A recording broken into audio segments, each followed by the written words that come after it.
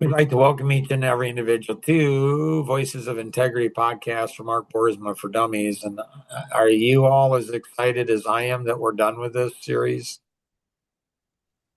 Yes. Yep. Really? Nobody's going to rescue me. Nobody's going to say, "Oh, Mark, we'd like to continue." No. Okay, that's fine. Um, so we've gone through 20. Now we're on 21. Then welcome aboard. This is going to be a great ride. What does that mean to you, Nora?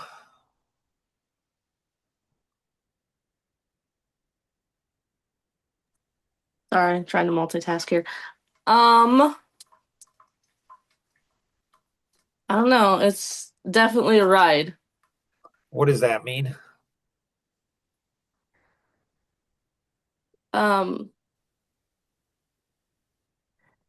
I don't know, like there's gonna be bumps. Like even like the thought that comes to my mind is even in like driving down a highway, there's bumps, and even if you're going at a fast speed, you still feel them. Maybe not as much as if you're going a little bit slower, but um, there's gonna be stuff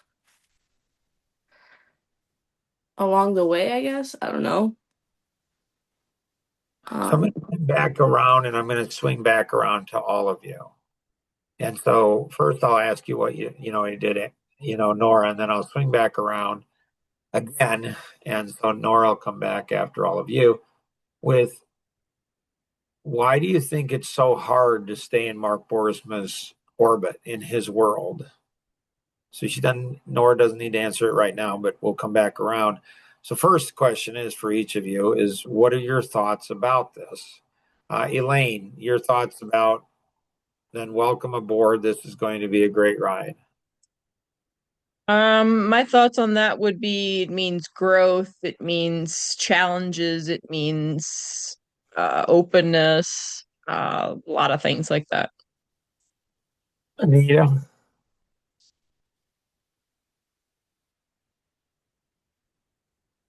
Mm, Not sure. Probably oh, kind of what Elaine said. okay. Rosanna, I think it's a breakdown of understanding someone. And wouldn't it be nice if everyone had one of those kind of videos about them? right? What I'm saying.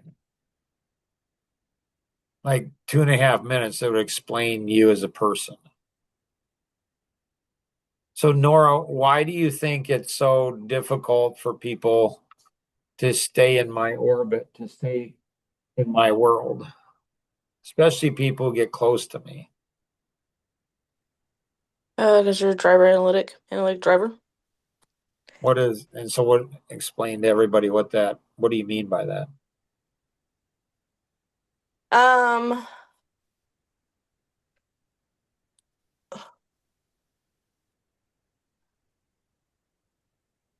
like you're honest and most people are probably not gonna like that.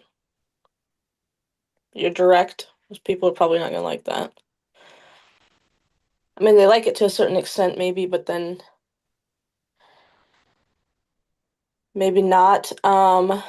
Maybe, and I'm saying this because I'm an analytic too, so fully aware I struggle with this.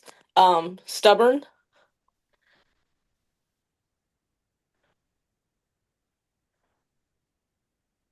So how do you deal with somebody like that, Nora? I think I think it comes down to like knowing when to, probably not the best wording, but like when to pick a fight and when to not. Any suggestions on that? Um, Not really suggestions. I mean, I feel like it's a delicate thing at times, but not sure that I have any suggestions on it.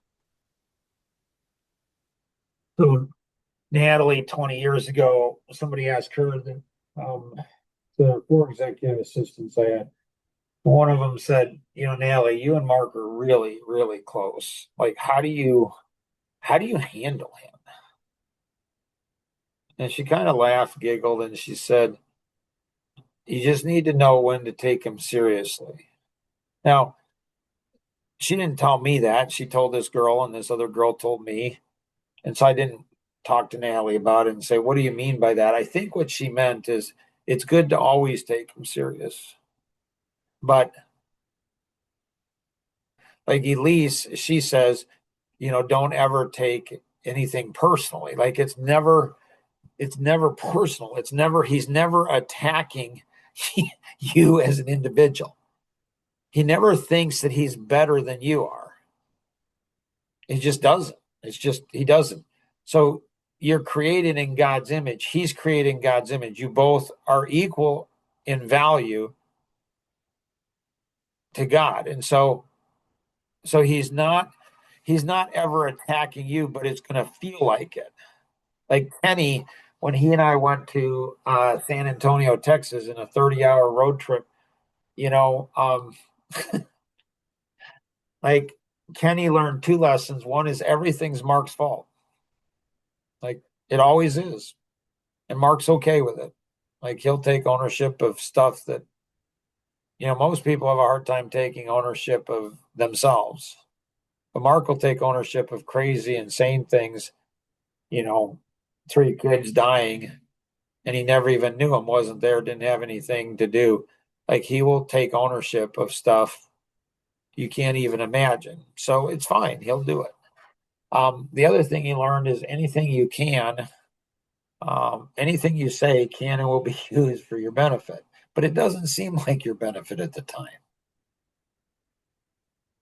Like people will say, you're twisting my words. And Mark will say, am I? Are you sure? Or are you sure I'm not revealing your twisted words? And what Nora's still learning is Markisms, the things that Mark comes up with, you can use them against Mark. Like you can say, Mark, is that you? The mere principle. But he kind of gets bored with that. And he probably has every missile that you send, he probably has a response to it. He has a countermeasure. It's like, if you didn't discover it, you might not want to use it. I'm not saying not to. I'm just, you don't want, like, how do you absorb it? And so, Elaine, how about you? Why do you think it's so hard to keep in my orbit? Well, I think it's because you tend to go deep and get to the core of people, and they don't like that. And at times you tend to go fast. Do you have any suggestions for me? No, because I mean, it's revealing what they themselves are facing or have, things that they need to deal with. I don't think there's a certain way to navigate that because I don't know that you're going to know if they can handle it fast or if they need a teaspoon at a time or how that works.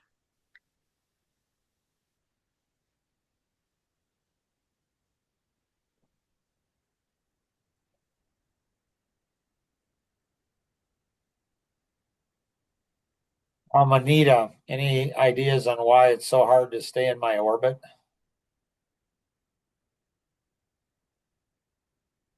Mm, hmm. No.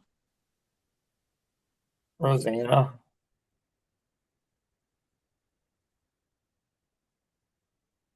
I think you tend to be straight. A lot of people go back and forth all over the place, and so they can't handle. You have a focus, and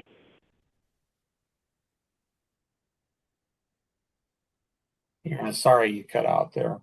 Um, you have a focus, and they don't. So people I have a what? always focus. Yeah, You have you're a cutting focal out. You point. got a A lot bad of people connection. don't. So, so Maybe this helps. well, So do you have a focal point? okay. And what does that mean for people? Couple of things. They might be jealous of that, or they don't have one, and so they don't really, they don't have the direction that you do. They don't feel like they're going in the right direction. And so when you start pointing things out, they get wonky on you. What am I supposed to do about that?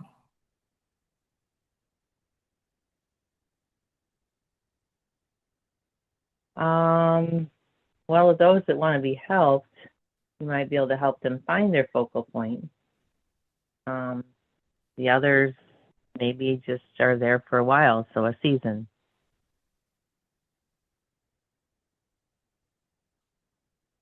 Um, so I think the Emmanuel Baptist Church, um, so probably we'll have a button to go to a songs library, and then also spiritual abuse. So I think giving my life and my family and my wife and my kids to the church, to Emmanuel Baptist Church in Warrenville for the, I wouldn't say the best years of my life, but in my 20s, 30s, like for over 20 years. Um, and then having that I think having that, like I invest 20 years into something and then having that just pulled away, just taken away because of what? Because I'm following scripture,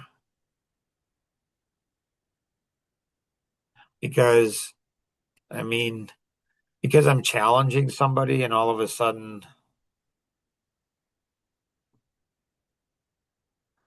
so I think this is why pastors have a hard time with me, because in a church, there's a lot of leverage that a church and pastors have over men, because men are very sensitive, I think, to their wives and children being hurt by them. And so a man is not able to go ahead, when you're in war, when you're in a battle, you don't want your children, women and children, if you're in a gunfight, a knife fight, a sword fight, if you're in a war, you don't want your wife and kids there beside you. You just don't. And you think, well, I mean, in the church, it's not like that. It's like, really?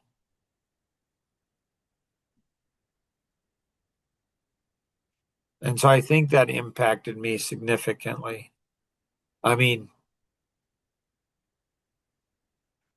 and so I think probably what I try to do is I don't want to ever have that happen again in my life. And at 61, it probably won't, where I spent 20 years. I don't know, maybe. So, if people are going to stick around for the long term, great. And if they're not, like Jim says, do yourself, do everybody a favor. Just don't. Like, don't go deep. Just don't be a level 4 friend. Just don't even do it. So I mean, when Jim says he'll be your best friend, I'd die for you. You know, I would go ahead and sacrifice so much. I will put my marriage, my kids, I will put business at risk. I will do so much, maybe too much. I don't know, but so, I don't know, like my intensity. I think I shared about Maggie Todd in Manual Baptist Church. There's something about my intensity. There's something about my aura, my energy that's overwhelming to people. I don't know what to do about that.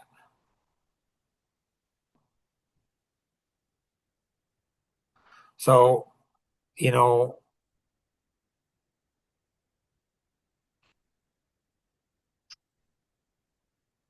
Well, I think people need to learn to internalize what you say, understand that they're responsible for a percentage of it, and that percentage is up to them. why is that so hard to understand, Elaine? I don't know. Why is that? Why is that so hard to understand? Because I think in this world now, I don't know how it was years ago, but I think in this world now, we're so bent on um using the words that and thinking that people are just out to hurt us and using it as a victim tool.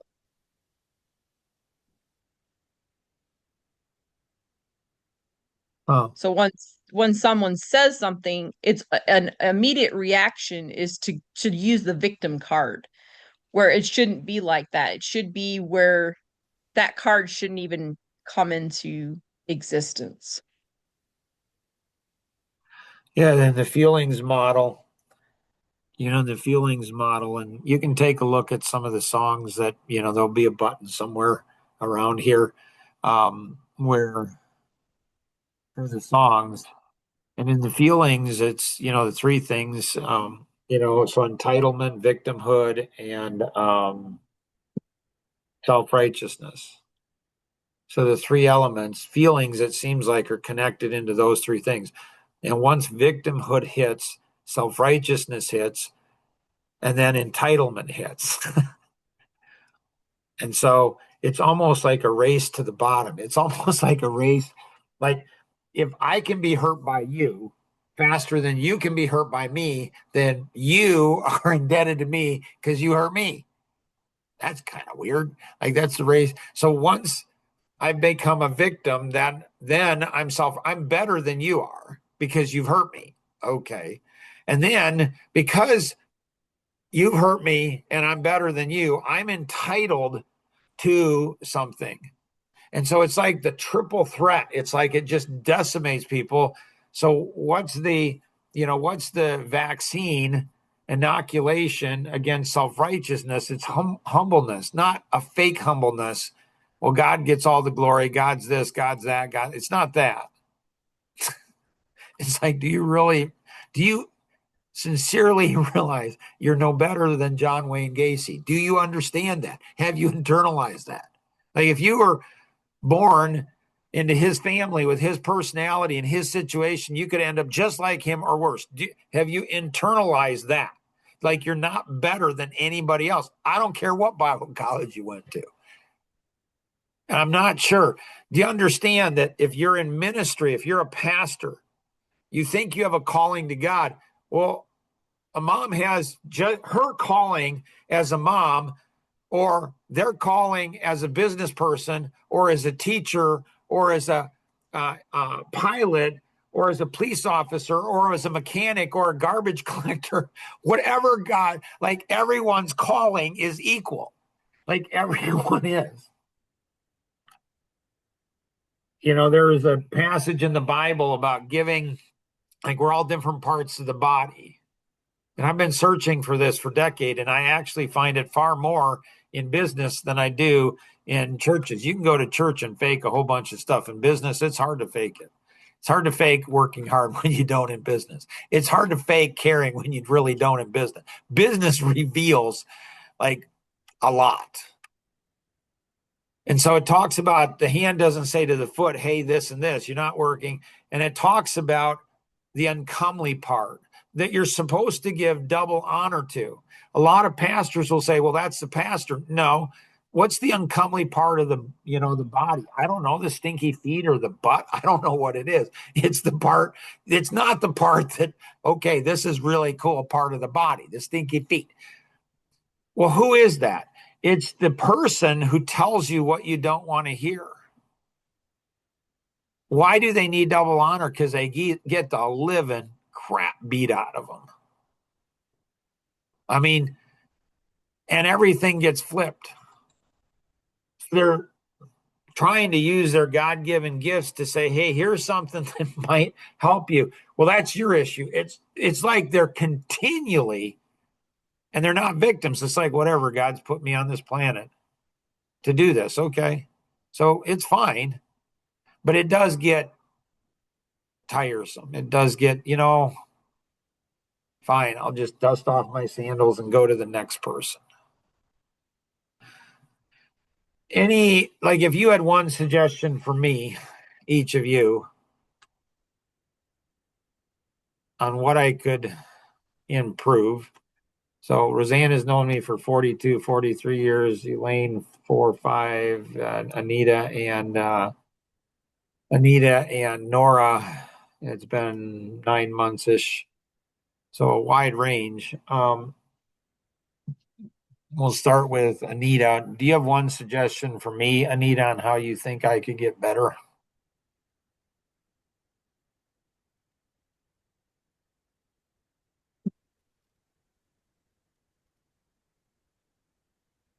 I think you take a lot of like sometimes more responsibility for others than what you would actually need to. Thank you. Nora.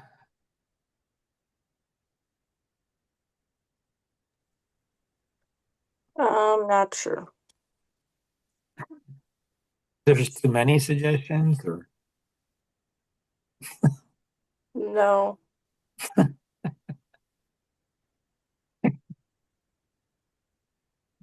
we'll come back around to you. Elaine, how about you? Um, I think maybe, and I know it's not going to be an easy thing, but well, yeah, I wouldn't work that way. I was going to say try and figure out how fast people actually want you to feed them. Is it, a tablespoon, teaspoon, a couple cups full, or but I don't think that there's a way to figure that out because they won't be honest if you ask them. So, When not they sure. won't even know, right? Like they won't even know because they've never met anybody probably like this before. Not good, not bad, or it can be all bad. I don't care. So I think it's having people like each of you around that can help to educate people or to have them go through. Listen, you probably want to go through these 21 podcasts. I mean, go through the 2.5 minute video, and you like there's significance that it was all transcribed and then broken down into pieces. So I think if people could be better prepared for the buzzsaw they're going to hit, not good, not bad, or both good and bad, whatever people want to believe it to be. So I actually think that's a great suggestion. And we've been working on that and we just got to get better at it. So I think you're on the right path. Rosanna? Sometimes I think people need to take what you say like as in a grain of salt, not think of it as being um,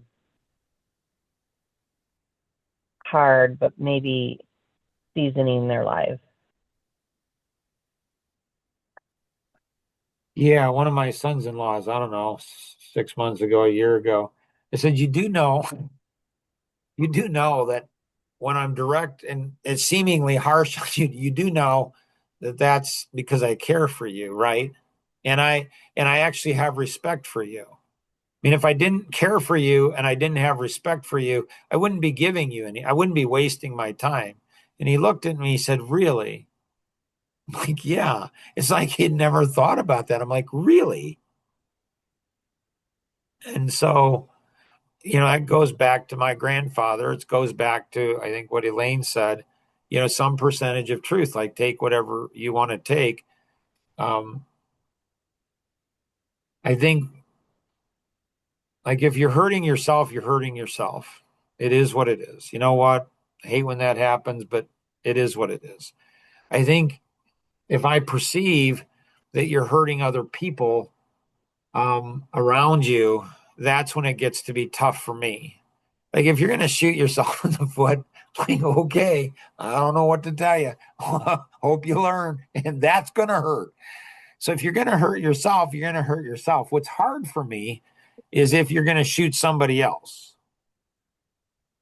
And I seem to be able to connect the dots how you are going to hurt somebody else. And that's hard for me to know, okay,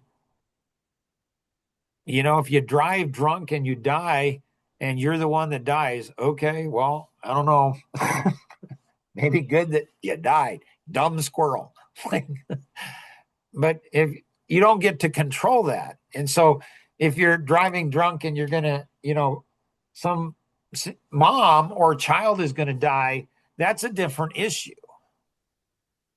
And I do believe I have a lot of responsibility for that. I believe I'm going to stand before my creator someday and give an account. And I don't know that he's going to, I have this sense I'm not going to be able to explain myself. Like that's my sense is that when God says, Mark, what were you thinking? Like, what in the world were you thinking? Why didn't you stop this person? Why didn't you influence this? Why didn't you do this? Why didn't you do this? I'm pretty sure I'm not going to say, well, let me explain that to you, God. Pretty sure that's not what's going to happen. But it's almost like I feel that a lot of Christians, especially, it's like they are so conditioned to explain themselves that they will actually explain themselves to God. Like they really will. Like they'll go, yeah, God, this is why I did it. And it's like, really? You think you're going to do that? Nora, one suggestion. I don't know that I have one. You have to have one. We can't leave until you do.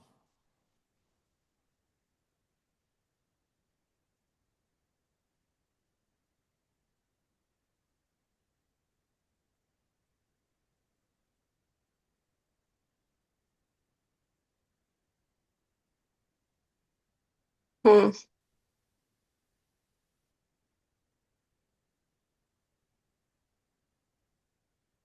I don't know.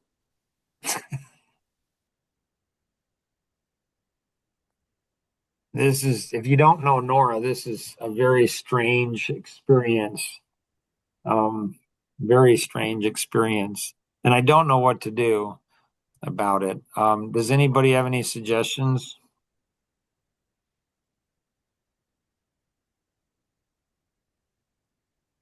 Well, Nora, what have you dealt with recently that you would give advice on?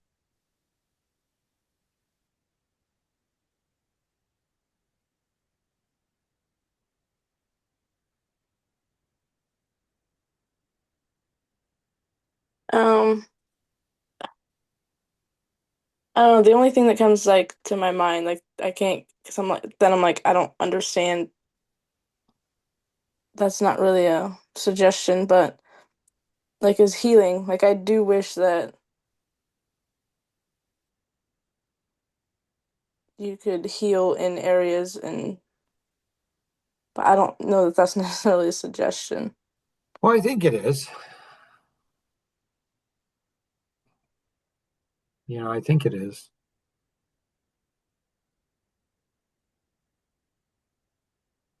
Like I felt that I was healed from Jonathan 24 hours after he died. And they say now, even 5 years later, healing was easy. Staying healed is hard. Tom Finn says, what is healing? And I didn't have a good answer for it then. I don't know that I have a great answer now. I think for me with Jonathan, it was not being angry. But the Bible says be angry and sin not. It doesn't say don't be angry. So it's like maybe there's layers of it. And so I think that's a great suggestion. I think all of you guys give great suggestions, and I appreciate you all. I have a sense, a feeling that there's going to be some type of follow up on this. Um, for my benefit and for the benefit of each of you and hopefully other people. If you have any questions on anything that was covered, talked about, you'd like to talk about it, connect with the individual who invited you to participate in today's session, or you could call toll free 888-230-2300 outside the US 630-393-9909. Congratulations on making it through. You should get some type of certificate or sticker, at least something, maybe a college degree in it or something. Anyways, always remember we can accomplish so much more together than we ever could on our own. Have an amazing day. Bye-bye.